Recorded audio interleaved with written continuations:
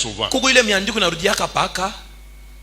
Pendant que je dormais, dans mes visions nocturnes, l'Éternel m'enleva. C'est toujours des songes. Bon, imaginez-vous si Dieu, pour donner à Ézéchiel de si grandes révélations,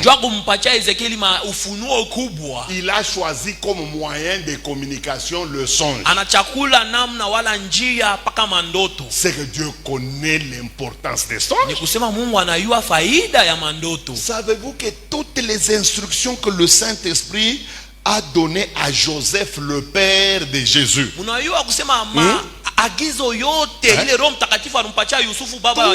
les instructions, le Saint-Esprit les a communiquées à Joseph, non pas par prophétie, non pas par parole de connaissance, mais uniquement par le songe.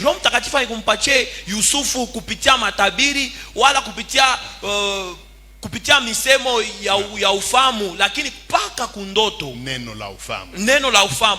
Maintenant imaginez-vous, sasa mufikiri, si Joseph kama Yusufu ne pouvait pas rêver, ashikuwezi wala ashikuanze kulota, quelles précieuses informations il pouvait perdre vis-à-vis de l'enfant qu'on appelle Jésus. Imaginez-vous si Pharaon était incapable de faire un songe comme toi. Les années là que Dieu lui avait montré, ça pouvait surprendre l'Égypte et ça finirait par une catastrophe. Imaginez-vous un roi païen comme Pharaon. Il a des songes vrais. Combien plus toi, un enfant de Dieu, né sous l'alliance du sang et de la résurrection de Jésus, combien plus tu dois faire des rêves. Quand quelqu'un ne rêve pas, il y a à peu près 3 raisons. Première raison, il a un esprit floué, un esprit habité, un esprit lourd. C'est un esprit qu'on a tellement cadenassé,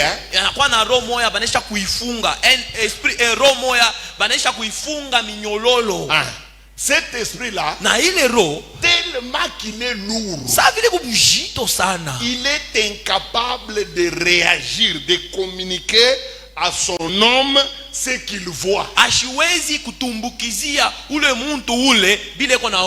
Ça c'est la 1. La deuxième raison, les gens qui ne rêvent pas, ce sont des gens qui ont un esprit faible. C'est un esprit qui est presque dans un coma. Il est tellement faible qu'il n'est pas capable de transmettre le message qu'il a à l'écran de l'esprit de l'homme qui est le songe. Et puis 3, c'est quand il n'est pas né de nouveau, qui n'est pas sauvé. Ces gens-là ont des problèmes très sérieux de faire des rêves. Et ce n'est pas bien si tu ne fais pas des rêves. Tu vas te priver de précieuses informations. Deuxième catégorie de personnes, ce sont ceux-là qui rêvent souvent. Ils ont des rêves, mais ils ont un problème. Quand ils se réveillent, ils oublient tout. C'est comme s'il n'a pas rêvé. C'est ça le problème de cette deuxième catégorie. Ce sont des gens qui rêvent et leur esprit est en train de leur communiquer des choses qu'ils voient dans le songe. Mais seulement ils ont un problème. Ils oublient tout. Il y a un homme comme ça dans la Bible. Il rêvait de vraies choses. Mais à cause de la faiblesse de son esprit, à cause de son état d'esprit qui était dégradant, il ne pouvait pas retenir ce qu'il a rêvé. Découvrons cet homme. Daniel chapitre 2, versets 3 à 5. Découvrons un homme, hein? Et pourtant, ce ne sont pas des rêves qui manquent, hein? Dieu lui a donné des grandes révélations. Mais son esprit, un esprit terre à terre. Daniel chapitre 2, verset 3, nous lisons au nom du Seigneur. 3 jusqu'à 6, allons-y. Le roi leur dit, j'ai eu un songe. Mon esprit est agité. Voilà, les esprits agités, hein, comme ça. Tu ne peux pas retenir un rêve. De ne pas rêver. Ce n'est pas différent. C'est pourquoi l'esprit est très important. Regardez-moi dans cet enseignement, j'insiste sur la qualité de l'esprit. Puisque je connais que la vraie vie spirituelle dépend largement de la qualité de l'esprit qu'on a. Les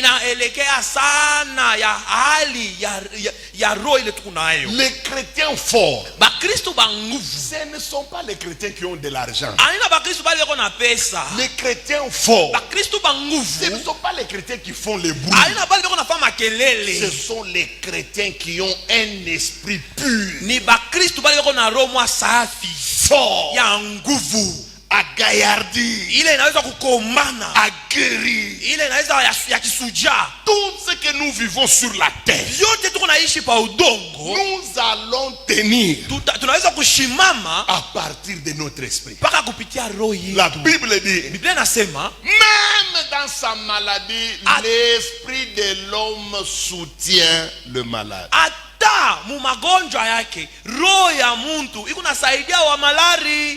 Votre esprit peut faire que vous soyez vaincu ou bien vous vainquez.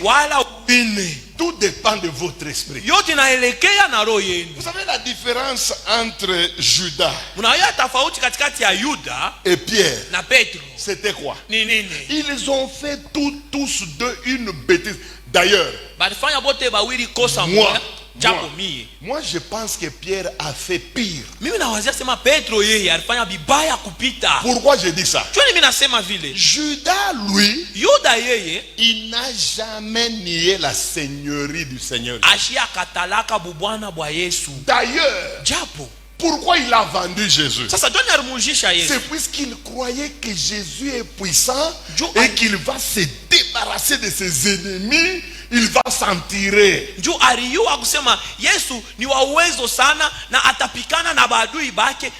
pourquoi il n'a fait que vendre. D'ailleurs, regardez comment il l'a vendu. Il est venu au jardin, puisque c'est lui qui devait montrer Jésus. Écoutez ce qu'il a dit. Seigneur. Il l'a appelé Seigneur. Mais Pierre, savez-vous que lui il a fait pire? On lui dit seulement une petite question. Toi aussi tu étais avec cet homme. Je ne connais pas cet homme. Depuis qu'il est né, c'est la première fois qu'il appelle Jésus homme. Ça c'est la première fois, hein? On revient par quelqu'un qui lui dit, toi aussi tu étais avec lui. La Bible dit, hein? Il a fait même des imprécations. On a ma imprécation. Nakurifinga. Kama mimi namuiwaka huyu mwana baba Mungu anyue. Que Dieu me tue. Papa, bêtise. À la fin, il a même dit, je ne connais pas cet homme. C'est la première fois que Pierre a pris Jésus et l'a placé au niveau de cet homme. Les deux avait commis une grande bêtise. Mais celui-ci, même s'il l'avait vendu, mais quand même il appelait cet homme. Mais celui-ci est allé loin. Il a dit, cet homme, je ne l'ai jamais connu. Quel péché? Ils ont été tous envahis par la culpabilité. Tous les deux, ils ont été envahis par la culpabilité. Mais qu'est-ce qui a sauvé Pierre? Son esprit. Judas avait un esprit faible. Qui esprit qui m'a envahi par culpabilité. Un esprit rempli de culpabilité, croyant que Jésus peut le pardonner. Esprit de quoi? Tellement envahi na huzuni. Et son esprit était rempli tellement de culpabilité. Moi, quelle faiblesse! Vous voyez, lorsque j'étais pas, hein? Satan avantage. Je ne sais pas si c'était l'avantage. Le diable m'avait donné quelque chose. Tellement j'aimais les foufous. Quand je vais même me pendre, je me rappelle du foufou. Ah. Je ne sais pas si c'était un avantage. Oui, je ne sais pas. Mais ça m'a aidé. L'esprit. 3. Ceux qui rêvent et qui oublient.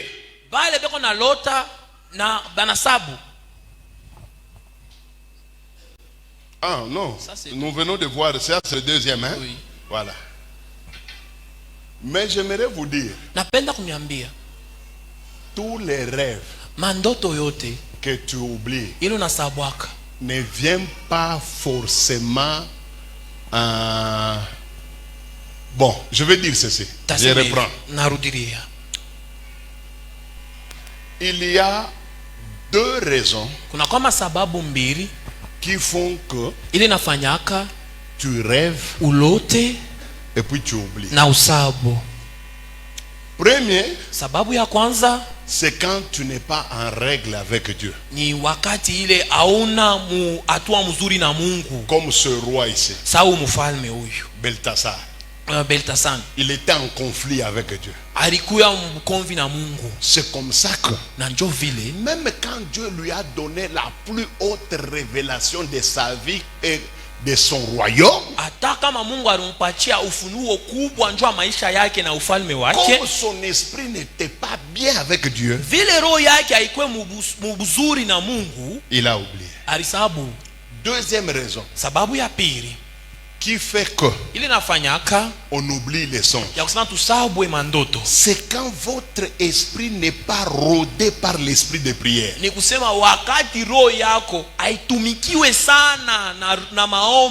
Regardez, pour qu'on retrouve le songe, vous avez ce que Daniel lui a dit?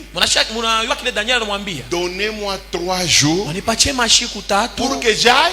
Pour que j'aille prier. Si ce roi avait oublié ce songe, c'est puisque ce n'était pas quelqu'un qui priait. C'est la deuxième raison. Mais vous voyez que quand Daniel est entré dans la prière, la prière a fait que l'esprit de Daniel retrouve le songe. Non seulement il a retrouvé le songe, il en a donné même la signification. C'est la deuxième raison qui explique que les gens oublient. Si vous voulez oublier les songes, arrêtez de rôder votre esprit dans la prière. À partir du moment où vous avez cessé de beaucoup prier, votre esprit va s'embrouiller. Votre esprit va perdre le nord. Votre esprit ne va pas se retrouver. Quand même le songe viendra, l'esprit sera incapable de retenir. La troisième raison qui fait que les gens puissent oublier, c'est quand le songe est insignifiant. Lorsque le songe ne vient pas de Dieu, aussi Dieu peut faire que tu oublies totalement. Mais je sais que tu vas me poser la question. Mais pasteur, c'est ce que tu viens de dire à propos de ce roi. N'est-ce pas le songe venait de Dieu? Mais comment il a oublié? Toi aussi je vais te poser la question.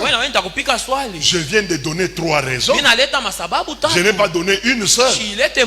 J'ai donné aussi 3. Ce roi a oublié le songe, bien qu'il vienne de Dieu, à cause des 2 premières raisons.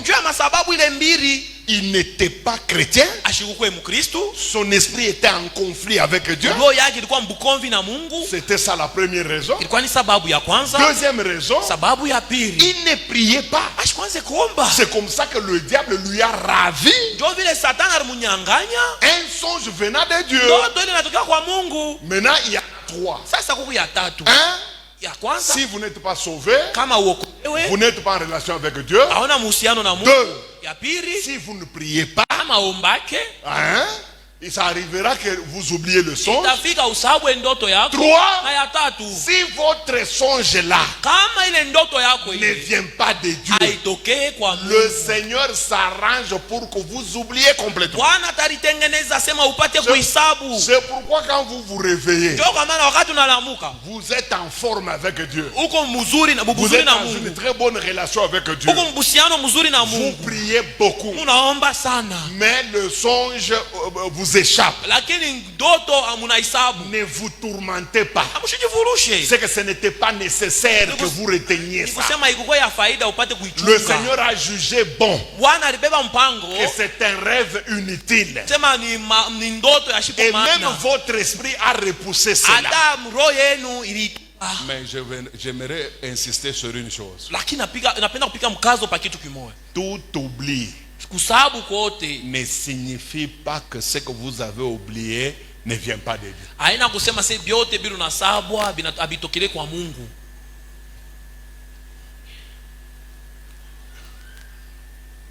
Il y a certains songes que le diable peut vous arracher. Vous-même, vous vous réveillez le matin comme ça.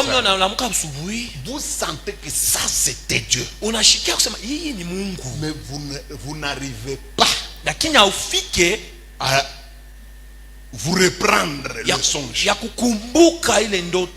Dans ce cas-là, il faut redemander encore à Dieu. C'est comme Manoah, le père de Samson. L'ange est venu voir sa femme, non? En l'absence de Manoah. Vous savez ce que Manoah a dit? Si cette visite vient de Dieu, Seigneur, fais que demain que la même personne revienne, qu'elle m'explique aussi moi ce que je dois faire à propos de l'enfant. Par moment il faut prier, mais par moment il y a des songes qui n'ont pas de sens. C'est pourquoi Dieu lui-même les chasse. Je peux vous montrer dans la Bible que Dieu peut chasser un songe dans ta tête. Qu'on nous lise Psaume 90 verset 5. Zaburi makumi tisa kistari yake ya 5. Psaume 73. Zaburi makumi 73. Psaume 73 verset 20. Kistari yake ya makumi 2. Est-ce qu'on a trouvé Psaume 73 verset 20? Eti banapata Zaburi makumi 74 kistari yake ya makumi 2. Hein? Psaume 73, verset 20. Qu'on lise. Psaume 73, verset 20, nous lisons au nom du Seigneur. Amen. Comme un songe au réveil. Comme un songe au réveil au petit matin, qu'est-ce qui se passe? Seigneur, à ton réveil, tu repousses leurs images. Eh, Seigneur. À ton réveil, tu repousses leurs images. Qui repousse ces images? Seigneur. Bwana. Quand? Au réveil. Au réveil. Baba Mungu mwenye anaweza hivi nturulota ni bia ovyo bia. Dieu le Père sait que ces choses ne sont pas importantes. Il s'est arrangé avant qu'il ne soit 5 heures. Il les a chassés des terrains. Il les fait aussi. Ces rêves inutiles. Vous voyez les rêves inutiles? C'est dans les rêves dans lesquels tu as Kamina, tu as Lubumbashi, tu as l'école, tu manges la Sainte Seine. Esprit désordre. L'esprit a désordre. Même il a pitié de toi, il enlève ça. Il se dit même si on rêve. Dans un même rêve, tu manges la Sainte Seine. Dans le même rêve, tu as Kamina. Dans le même rêve, tu fouilles, on te vole l'argent à la douane. Qu'il se réveille seulement bien. Il repousse tous les rêves. Il chasse. Lui-même. Psaume 90. Psaume 90. Suivez dans les psaumes 90. Verset 5. Kistaria kia tano. Psaume 90. Psaume 90. Verset 5. Tu les emportes semblables à un songe. Tu les emportes semblables à un songe. Et puis qui le matin passe comme l'herbe. Qui le matin passe comme l'herbe. Et qui emporte ça? Le Seigneur. Le Seigneur. C'est pour cela, ne t'inquiète pas. Dans un rêve, tu es sentinelle, tu es patron, tu es chariomène. Il va mourir le matin. Tu te réveilles bon. Mirona ça, je ne sais pas. Mirona ça, tu portes. Le Seigneur t'a aidé. On ne rêve pas de cette manière-là.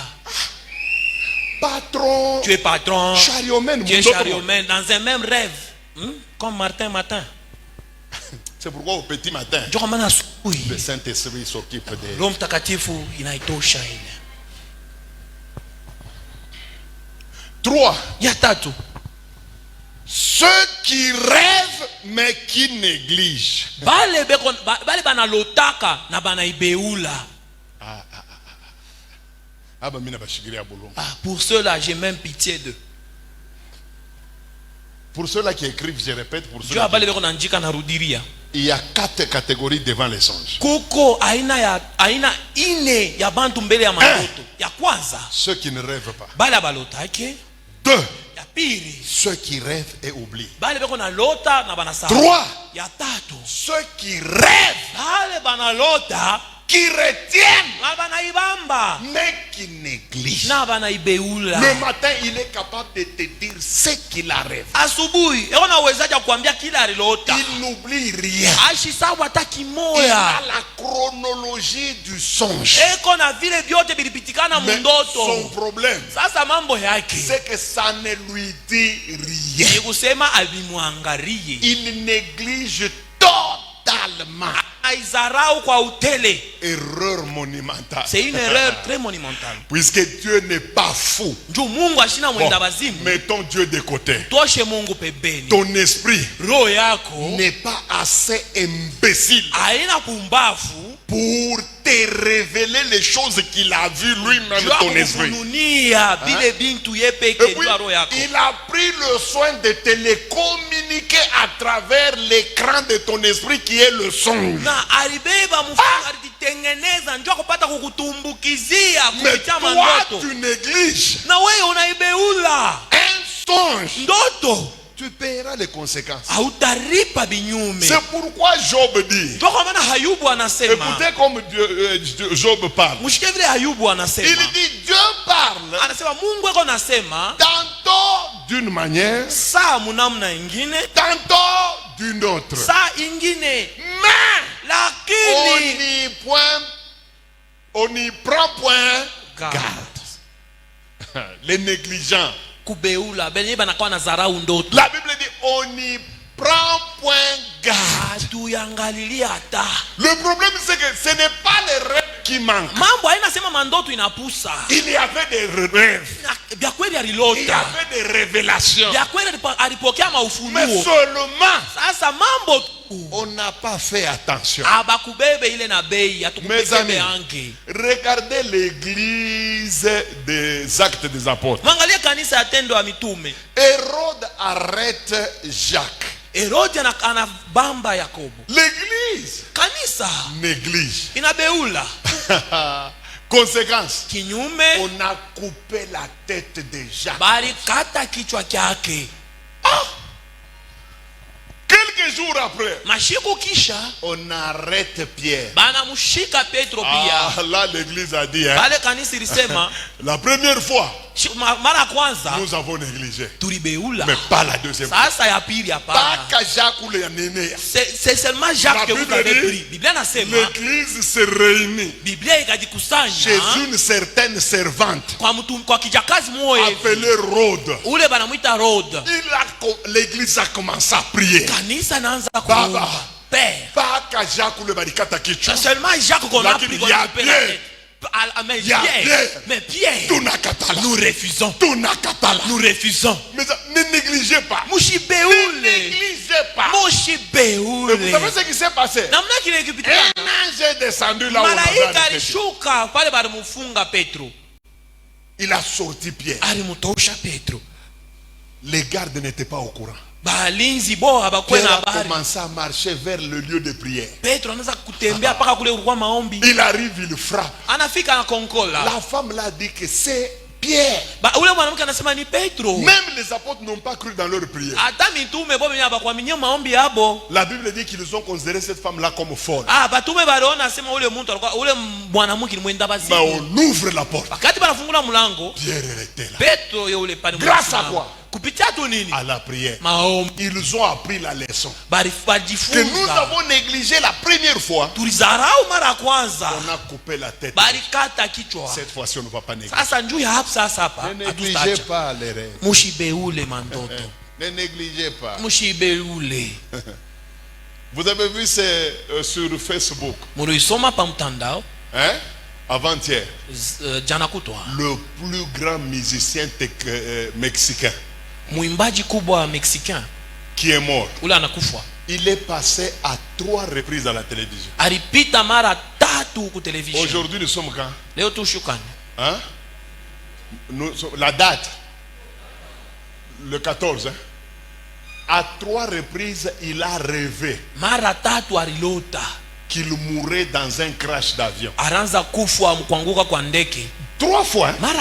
Mais comme c'était un musicien, il ne faisait que parler de ça. Il est mort le 11 dans un avion. L'avion est tombé et il est mort. Pour avoir négligé. Pour avoir négligé.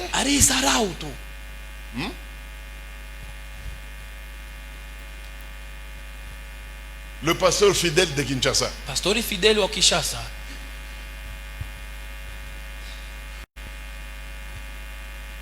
Sa femme dort. Il voit que le pasteur fait un crash.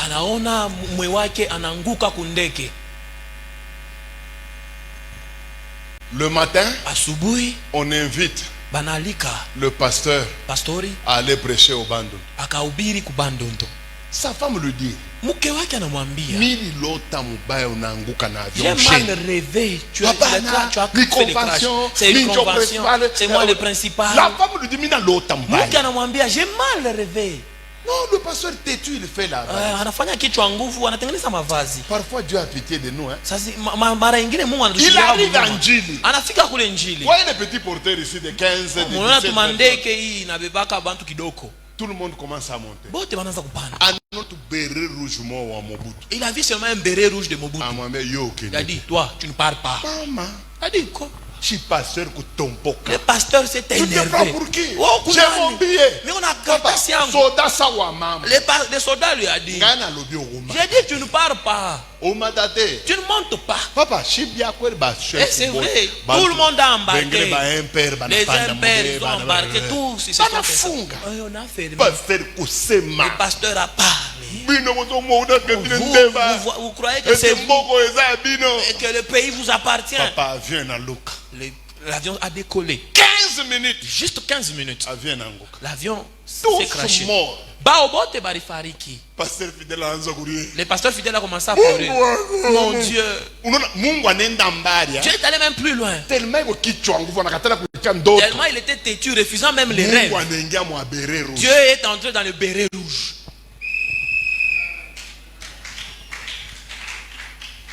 Non, hein? Vous voyez? Ne néglige pas. 3 fois musicien mexicain.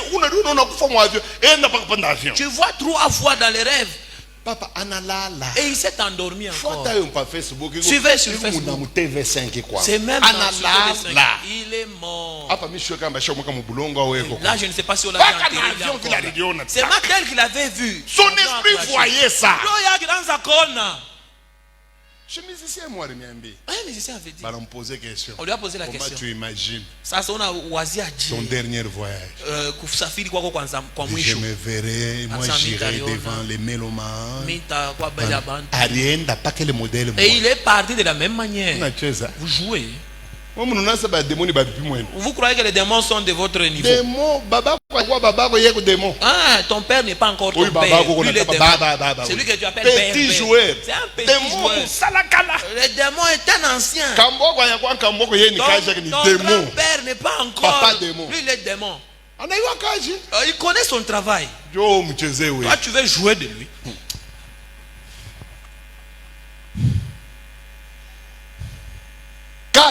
Il y a une. Ceux qui rêvent, qui se souviennent et qui ont tout retenu. Alléluia. Amina. Voilà. C'est la catégorie qui m'intéresse. Et je veux que tu sois de cette catégorie. De ceux-là qui rêvent et qui n'oublient jamais. Et quand ils se réveillent, ils ont tous les rêves avec eux. Maintenant, il y a quelque chose que Dieu demande. Lorsque tu rêves, tu n'oublies pas et tu retiens tout. Il y a quelque chose que Dieu demande. Il y a quelque chose que Dieu demande. Qu'est-ce que Dieu demande à ces gens-là? Qui rêvent et qui n'oublient pas. Ceux-là qui rêvent et qui n'oublient pas, ils doivent faire une chose. Laquelle? Acte des apôtres. Acte des apôtres. Chapitre 10. Verset 19. Voilà.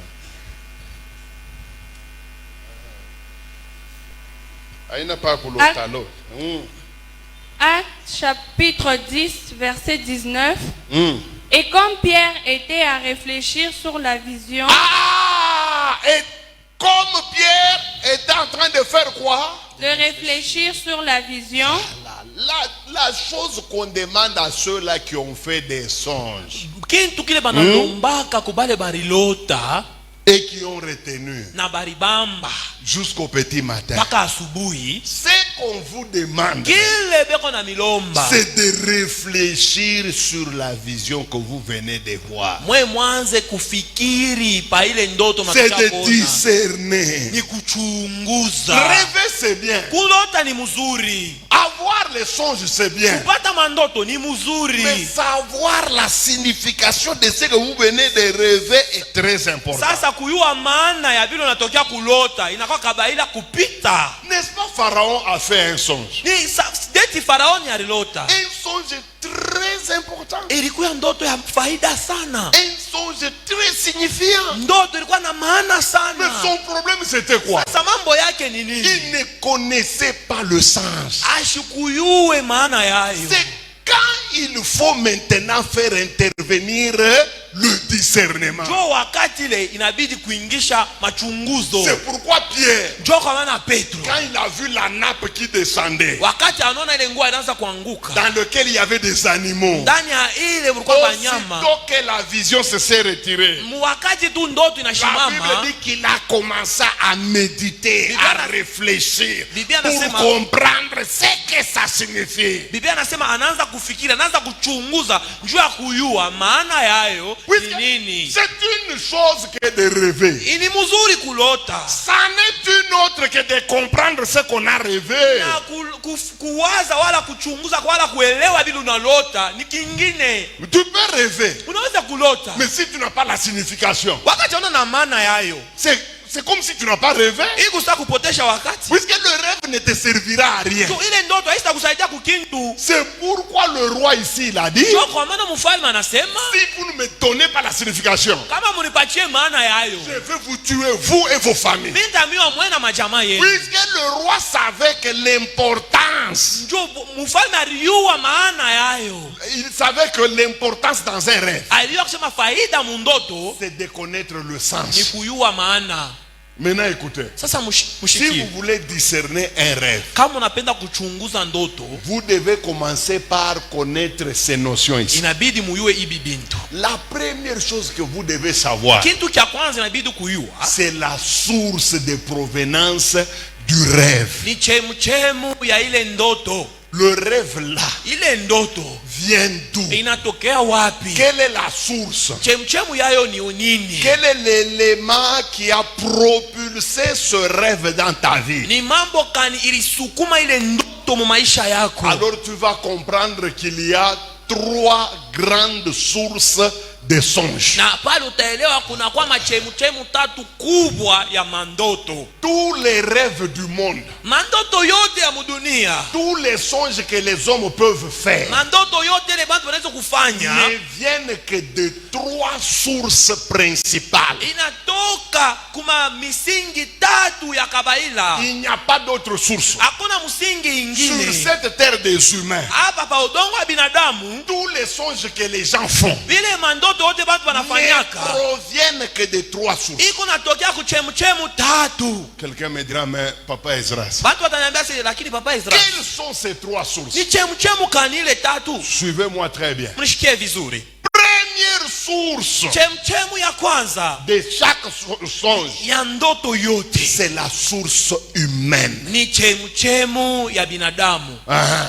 Donc l'homme tel qu'il est là, en lui-même, il constitue déjà une machine à rêve, une machine à songe.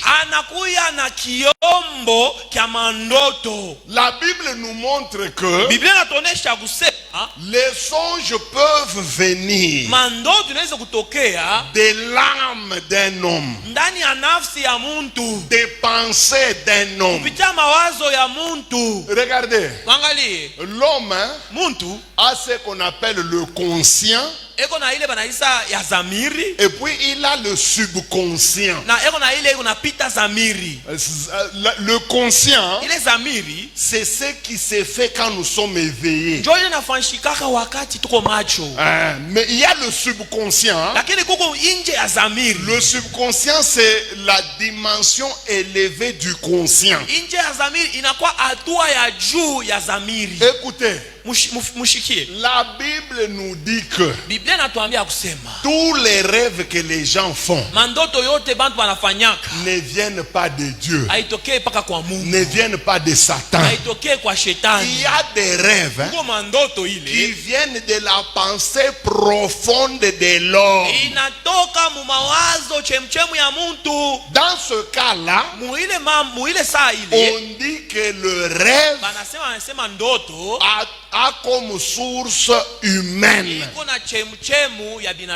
Écoutez ce que la Bible dit à propos des rêves qui viennent des pensées du subconscient de l'homme.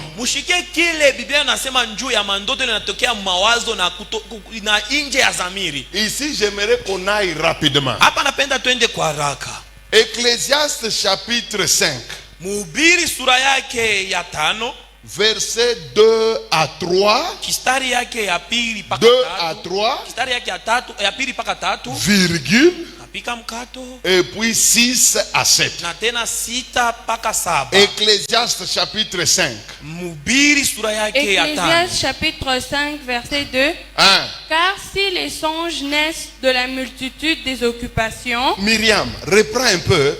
Car si les songes naissent de la multitude des occupations. Les songes peuvent naître de quoi?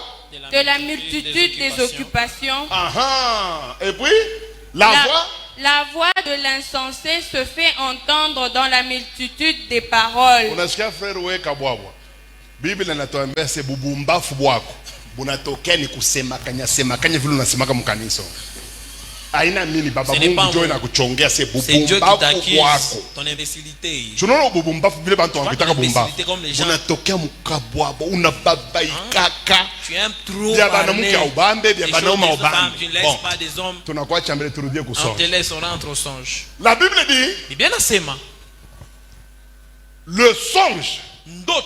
Non, enlevez le 3 là. Enlevez le 3. 2. Les songes naissent de multitudes des occupations. Ça signifie quoi? Quand nous sommes en train d'être occupés pendant la journée, pendant que nous faisons ça et là des mouvements, nous touchons à droite, nous touchons à gauche, nous jouons au foot, nous vendons les histoires. La Bible dit il y a une partie en nous qu'on appelle le subconscient. Le subconscient enregistre toutes ces activités là. Alors quand nous irons dans le sommeil et que nous commençons à rêver, le subconscient qui a enregistré ces activités là va les balancer à l'écran de notre esprit. C'est comme ça que nous allons nous voir en train de jouer au ballon comme on a joué au ballon à 10 heures. Ça ne vient pas de Dieu, ça ne vient pas de Satan. Les rêves humains sont neutres.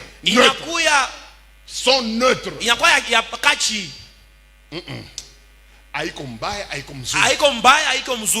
Ce n'est pas dangereux, mais c'est distrayant.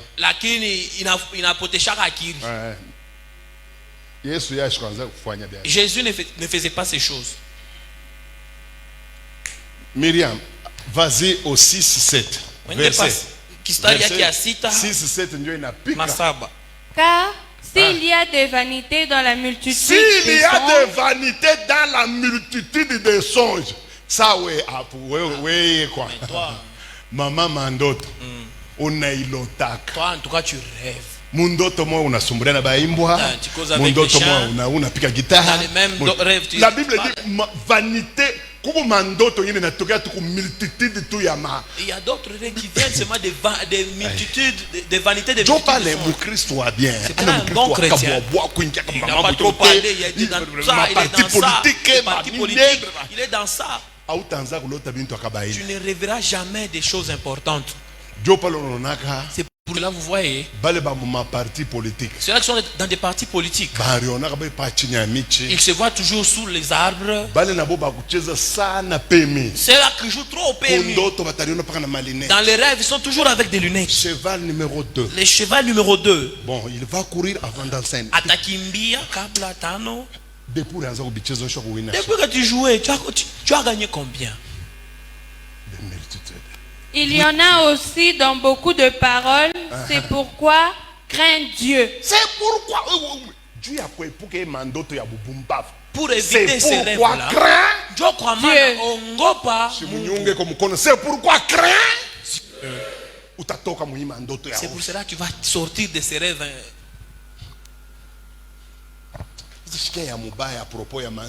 Suivez ce qui est plus mauvais dans des rêves humains. Ça, en tout cas, c'est très dangereux. Isaïe 29, verset 8. Isaya sura yake ya 29 kistari yake ya 8. Isaïe 29, sura yake ya 29. Technique wetu. Tunaendaka na mweku. Voilà, mwangari. Suivez. Isaïe 29, 8. Comme celui qui a faim rêve qu'il mange. Ce rêve ici vient d'un problème. Cet homme n'avait pas mangé. Tellement qu'il avait faim, il est allé dans le lit. Suivez la conséquence, il avait tellement faim. Il s'est retrouvé, il rêvait quoi? Puis s'éveille l'estomac vide. Dans les rêves, il s'est trouvé en train de manger. Il a tellement bien mangé. Ce n'est pas que Dieu le nourrissait. Il avait faim, il a faim. Maintenant, à cause de la faim, ça a poussé ses rêves-là. Et lorsqu'il s'est réveillé le matin, son estomac était vide tel qu'il est allé au lit. Et comme celui qui a soif rêve qu'il boit. Comme celui qui a soif. Rêve qu'il est en train de boire. Et puis s'éveille épuisé et languissant.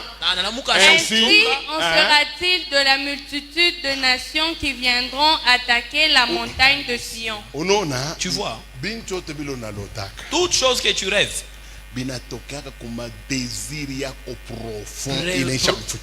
provient de tes profonds désirs qui sont cachés. Les filles qui cherchent trop les mariages qui ne sont pas épousés. Tellement cela les a trop occupés. Tu vas aller dormir, tu rêves. On t'épouse par un blanc. Tu es en France. Tu es habillé en vous marchez avec un chien de race. Tu te réveilles le matin comme ça. Tu vois, ce sont des gens de rêves que vous voyez chez les pentecôtistes de se marier. J'ai rêvé que c'est toi ma femme. Souvent ça commence comment? C'est la sœur ou les frères, par le profond désir qu'il a pour le frère ou la sœur, mais il n'a pas le courage de draguer celle-ci. Vous voyez les sœurs qui sont coquette. Toi-même tu as peur d'elle à cause de sa beauté. Elle attend que tu parles, donc si tu ne dis rien. Tellement tu as trop pensé à elle. Et tu vas entendre chez les pentecôtistes.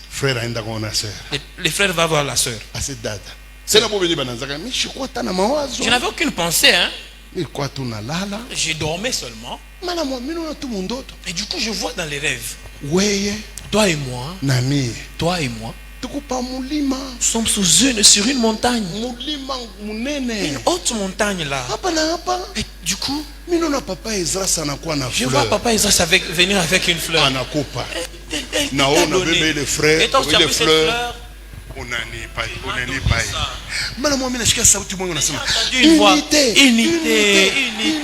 Unité. Papa. Tu as vraiment convoité la fille d'autrui. C'est pour cela que tu as trop rêvé. Il n'y a rien de Dieu à l'intérieur. La sœur est en train d'être enivrée. Et après tu lui dis, va poser la question à papa Ezra. Unité veut dire quoi? Moi aussi quand on vient me poser, moi Rudia. Tu sais pas. Ton unité là, tu vas nous apporter des problèmes.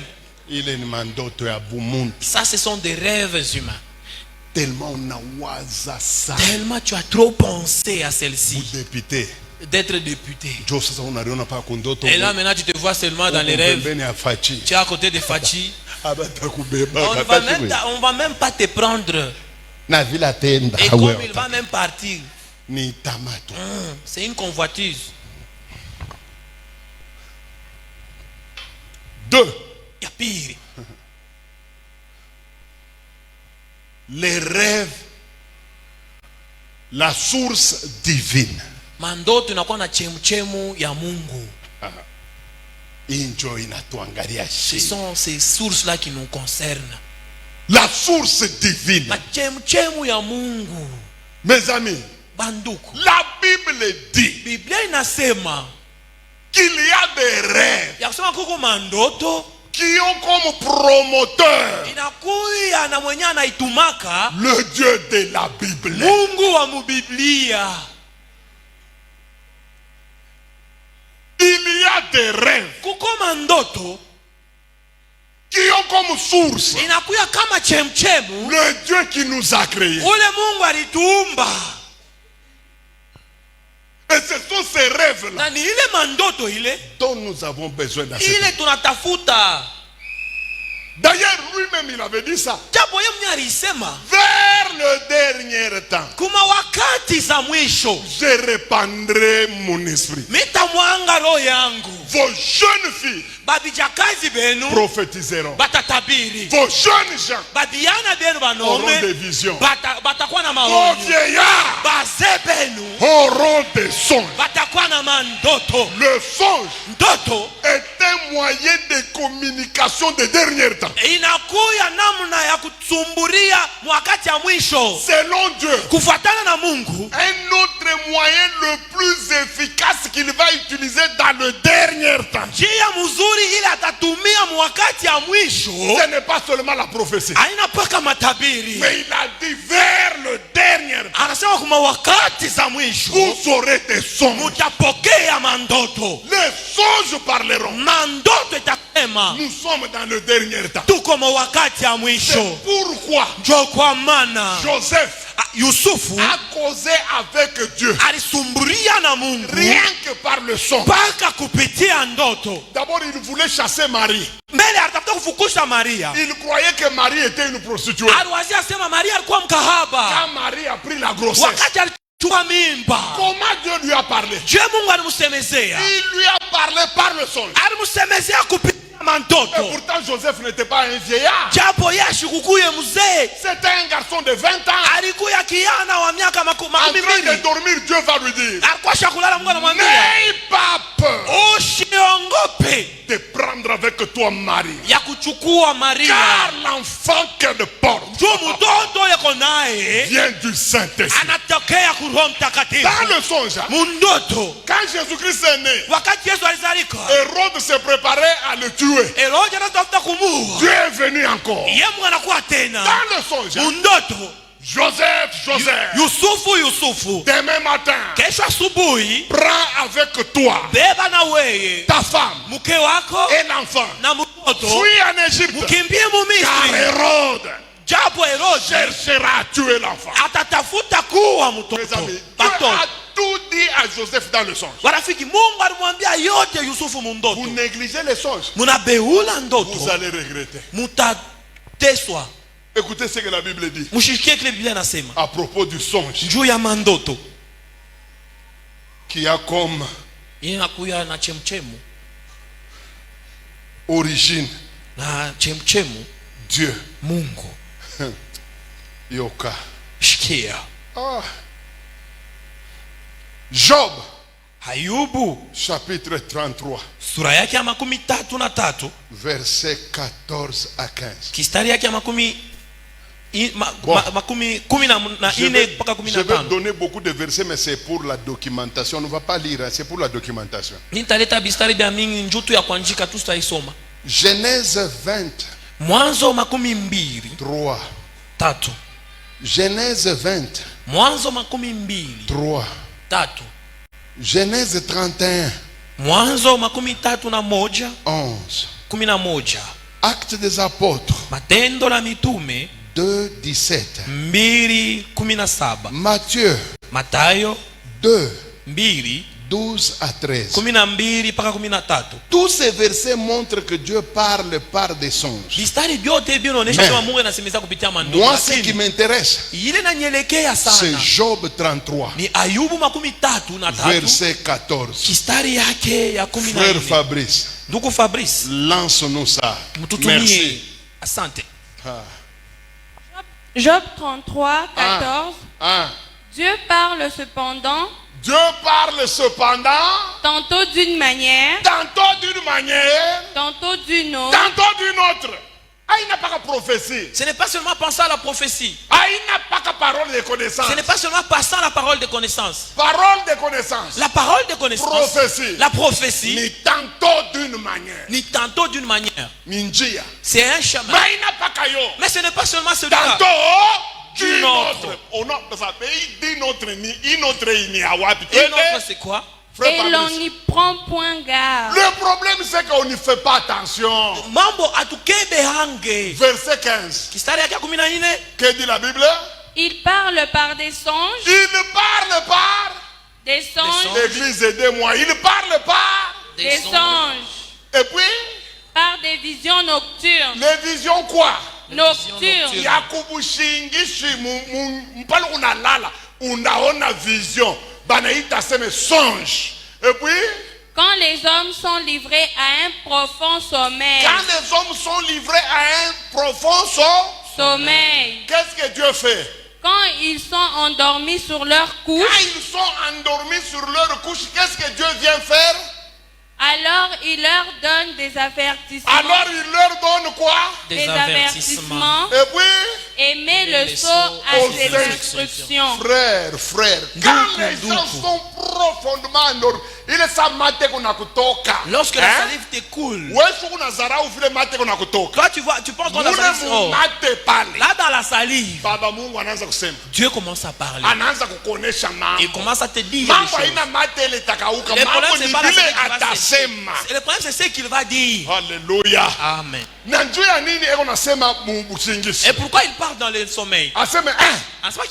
Il nous donne des avertissements. Et qu'on a tout pas dit dans les rêves. Il te met en garde. Oh là là. Mes amis. Arafiki. Frère Moya. Un frère. Kukasai. À Kasai. Anatoka mu village. Il a quitté leur village. Il voulait aller épouser une autre fille d'un autre village. Il a dit au pasteur, est-ce que je peux aller épouser la fille en question? Le pasteur lui dit que moi Dieu m'a dit dans la prophétie. Non, le frère a négligé, il a refusé pour le pasteur. Ça c'est faux. Et puis c'est vrai. Le pasteur voyait. Le frère s'engage. Mais pas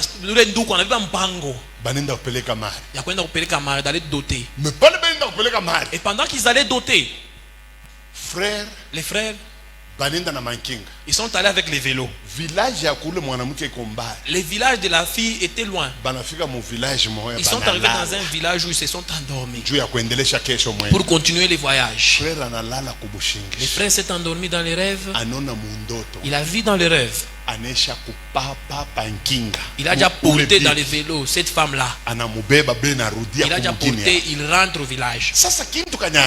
Mais quelle est la chose qu'il a remarqué?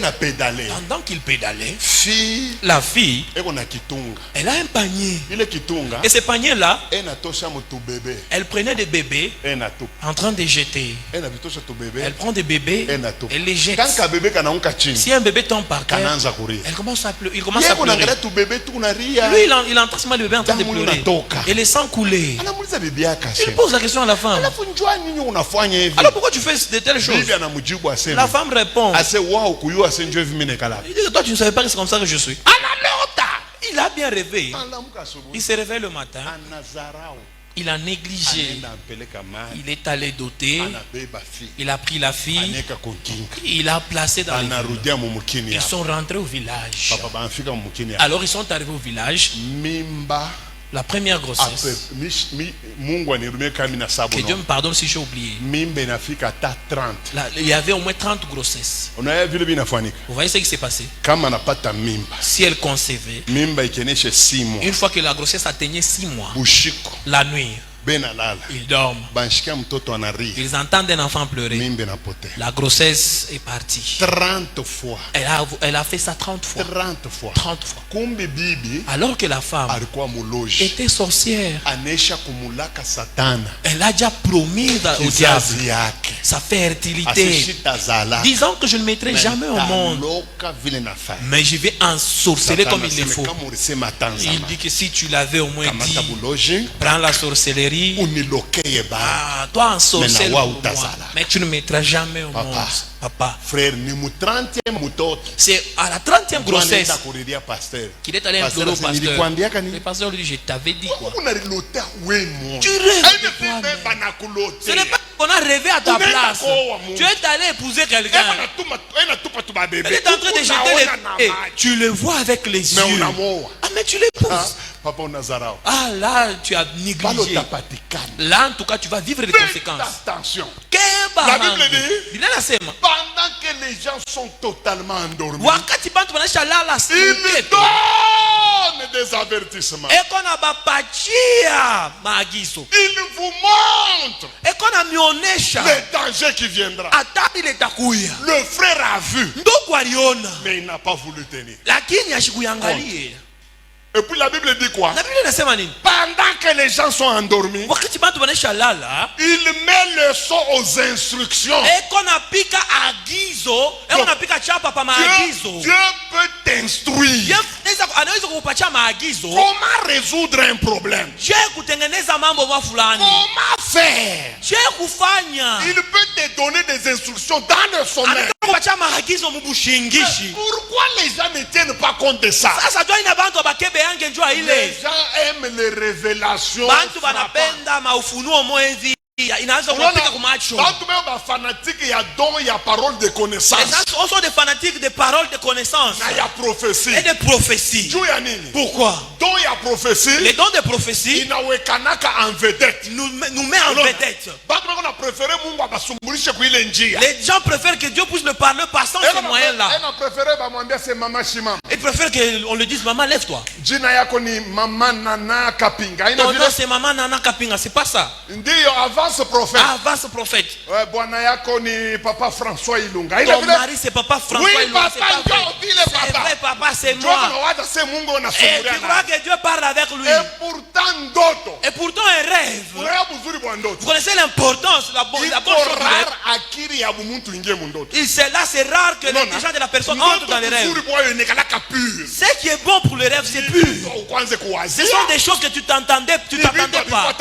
Des choses qui n'étaient pas dans ta tête. C'est pourquoi c'est pour cela quand ça vient de Dieu, c'est vrai. Mais la prophétie, l'intelligence humaine peut s'ingérer. Elle peut s'ingérer.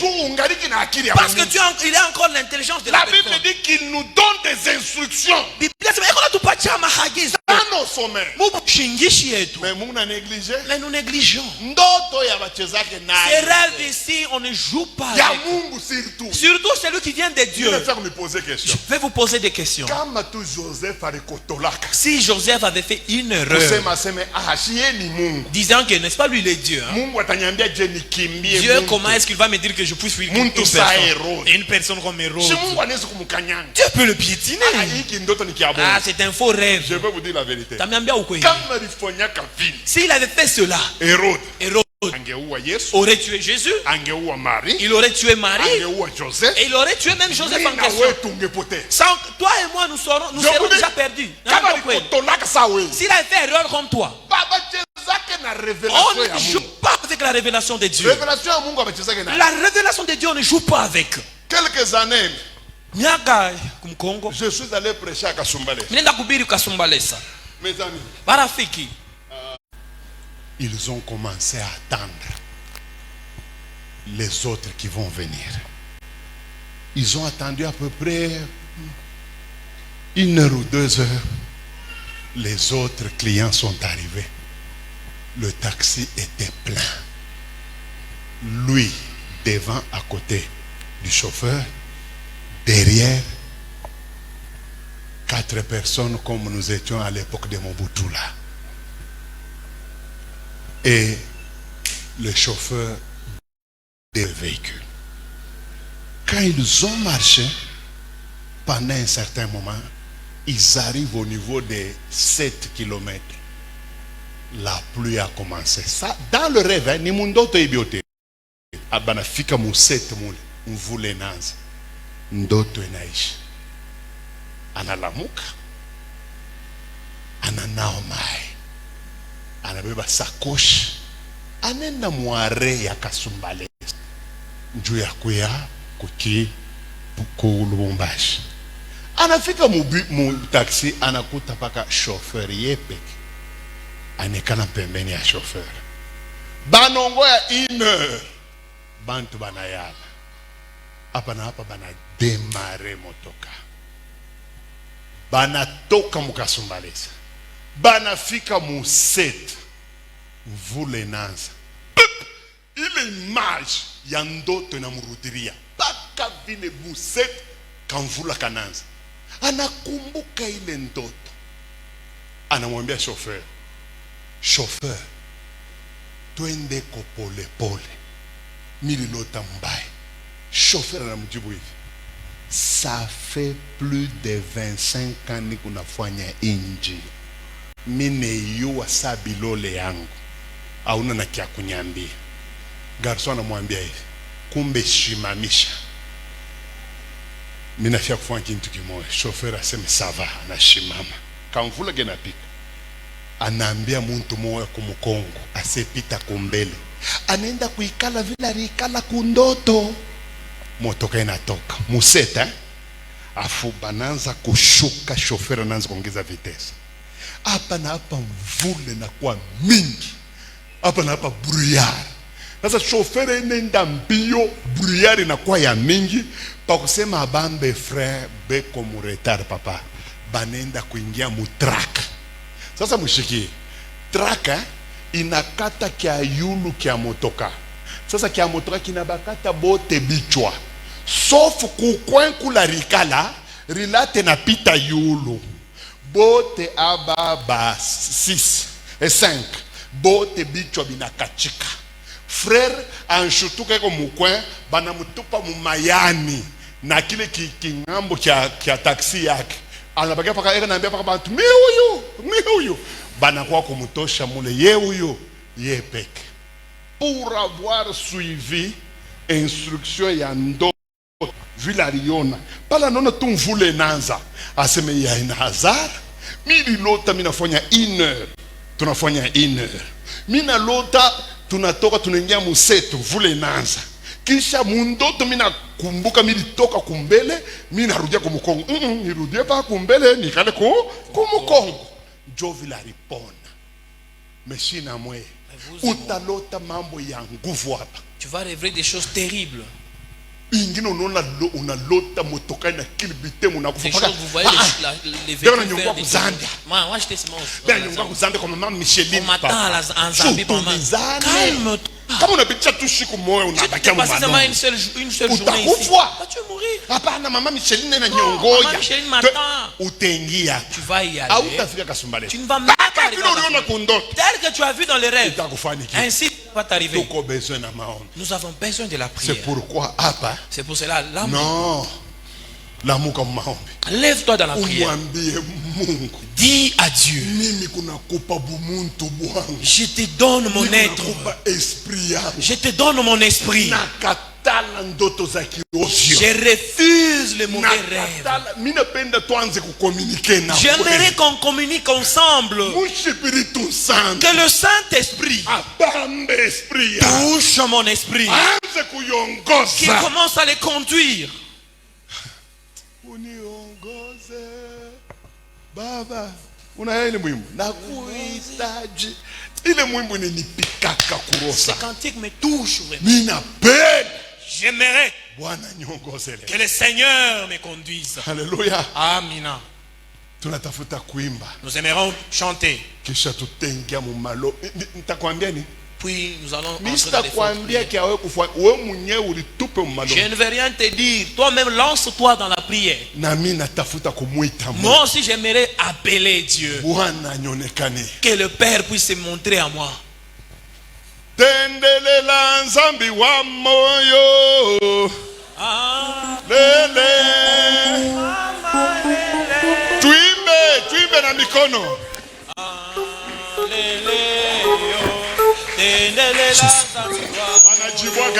On chante comme ça. Mama lele, mama lele, ah lele yo, tendele la zambi wamo. Unanisikia? Tendele la zambi wamo yo. Mama lele, mama lele.